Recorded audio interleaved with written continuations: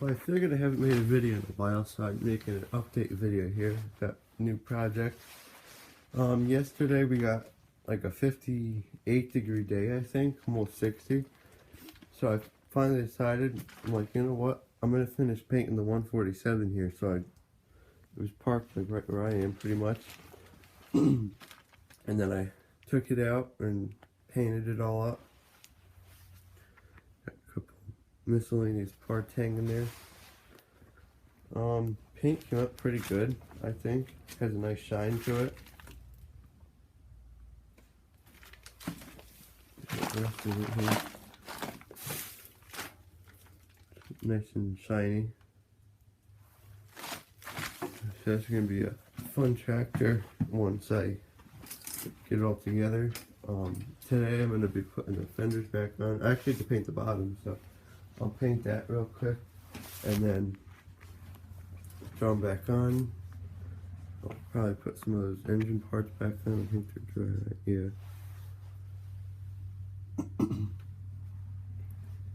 And then about a week ago, I bought this creeper gear on a transmission. It came out of a 122 Cub. So I got that for 125, the whole setup there. I know that creeper alone's worth like 200 to 250, somewhere around that range. And I have the short drive tank somewhere. Lost it again. But I gotta pop that creeper off it today.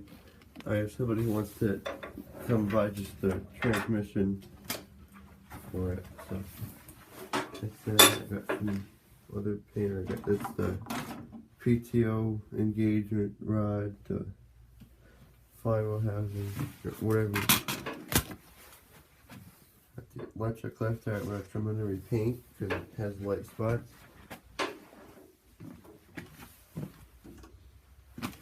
Just the dash, not in bad shape.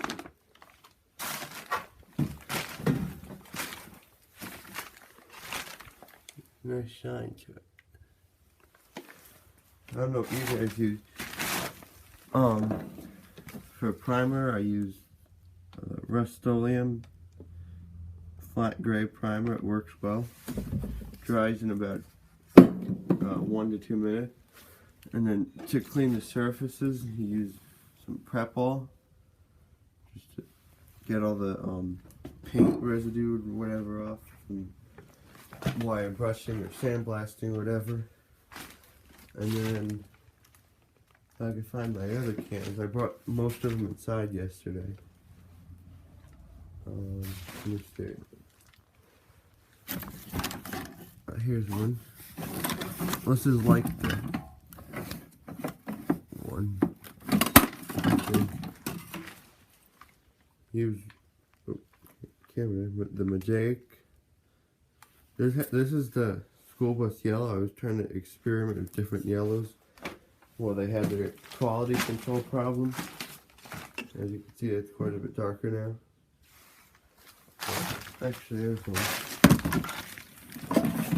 This was the right color. This is like the exact can I'm using right here.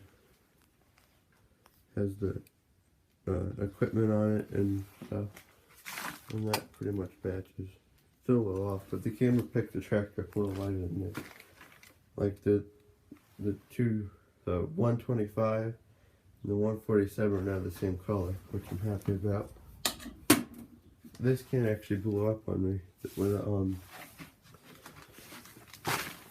the button on the top. It leaked out from the bottom instead of the hole where it's supposed to come out.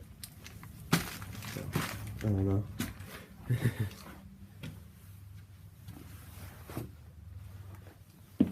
And then 1450, I finally got it in the shed, made enough room. What's new with it? We had some snow the other day, so I had fun driving it all over the place and sliding around on some ice. And then the 125 is not in the front anymore because, well, not how far I went into these videos. 2 weeks ago, I think, last upload. The hydraulic cylinder for the hydraulic pump it blew the back end, or where the silver shaft comes out of the rest of it. So I have to see if I get that rebuilt, or I'm gonna have to probably buy a new one somewhere. But the 104 has one, the whole unit, if I need it before the plow day. Who knows, I might bring this one to plow day this year if it's ready. It's getting, I'm gonna do some more painting today. That should be in pretty good shape. I'm gonna get a new carburetor for it too. I'm hoping to have it running by the end of the month, so it's like 3 days. It's the 28th today. Yeah, 3 days. I mean, it ran when I put it, when I started for restoration, but the issue we were having was, one was it had a bad key switch in it, so I swapped that out yesterday. I drove it right here. It was a little touchy and stuff. Like as you're turning it, it would go on and off, even though you're in the ignition and start. So I replaced that. It wasn't bad. Oh, it came nice and smooth. What else? Yeah, so I was gonna put a belt on there. I gotta paint the starter generator if I could find it somewhere around here, and then hook up the.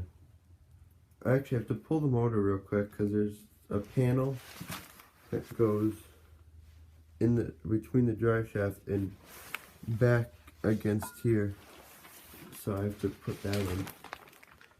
I have to pull the motor real quick, and you can't just slide it forward because it's 14 horse with the frame extended out. So, and then the sleeve hitch in the back. So this tractor has all the options. It has headlights, the electric lift, and the sleeve hitch in the back. So, got a couple. This is my only electric lift here, but luckily the guy before me had it rebuilt, professionally rebuilt the whole thing, so it works. But then when he put it back in, he messed up the wiring, and we ended to figure out, as we're taking the tractor apart for restoration, that one of the, I think he had it running off like the negative or something to get power, and it's supposed to go off positive or something, I don't know. But it was something like that, so it wouldn't work. But I know we hooked it up to a battery one day just to see, and it worked. It went out and went back in, so we were happy. And then I think I'm gonna take the plow off the 125 so I could use it again, but what we're doing here. Got the, whatever it is, 104. I pulled that out because we had no room, and then I stacked some decks up yesterday. I have a 42, 48, and a 50. And I parked the trailer up against the wall, all the little garden parts. Right here. I think I would have showed you.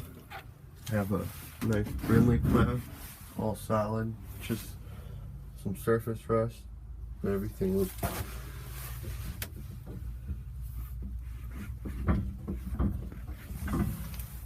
And I got some plow frames, the subframe.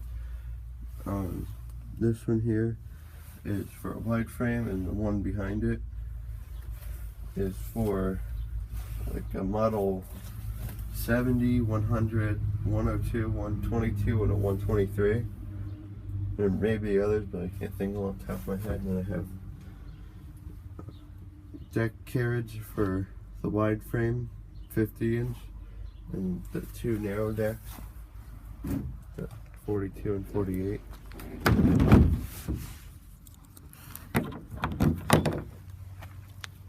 They're all in pretty good shape. I haven't used them actually too much this summer, but You know, those 50 inches are worth like almost 300 bucks or so. Especially that one, because all the bearings are good and everything. And it cuts pretty good. It needs to get the blade sharpened, but it's not too difficult of a task. So.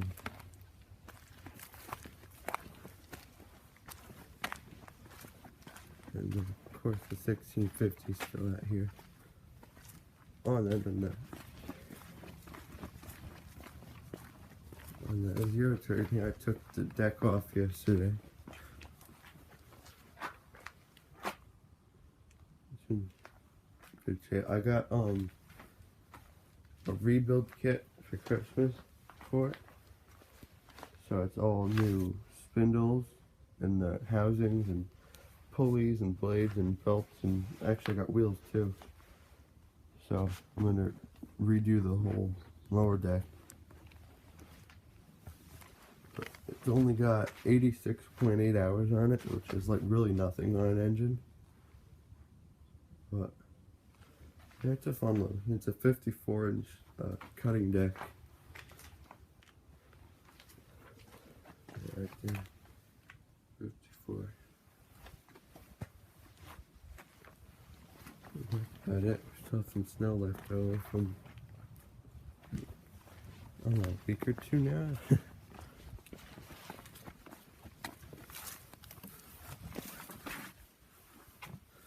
But I think that's it. Put that on the Craftsman deck. There's a snowblower for it. It's 48-inch. Took a video, like I made a video putting all the stuff on it, but then it got locked up on my phone and it wouldn't upload to YouTube or something. I don't know. Don't have time to mess around. I actually don't use my phone this time. My phone's over there, charges. But I got a new iPad, so I'm using that. It has 128 gigabytes on it, so I could take long videos. But pretty much it. So there's the 147 and all its pieces. So I have to make a video on when it starts getting more together. Looking good so far. So we'll catch you in the next video. Like, comment, subscribe, whatever you have to do. And we'll catch you in the next video.